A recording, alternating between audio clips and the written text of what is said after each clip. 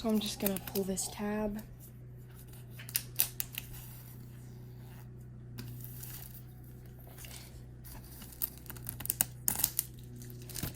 And now I can,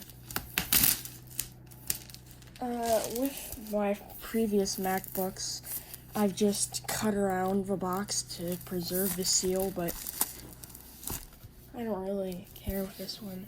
Okay, so this is different, how they present the computer to you. On older MacBooks, there wasn't this like little ring around it right there thing, and I can already tell this is bigger and more heavy.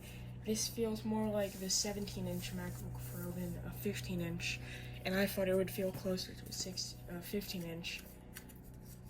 And Milo the cat is knocking things over. These are space gray.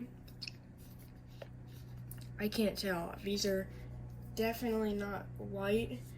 They might just be silver. Those Apple stickers look way different.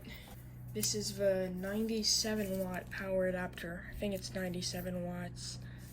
And this should be able to charge it faster, but I'm not sure because this has a way bigger battery. So, just that easy. Alright. Okay, so I've got this mostly set up to what I want it to be. So now I'm gonna explain why I got a new Mac so early. So, basically, my MacBook Pro 15-inch is almost out of AppleCare coverage.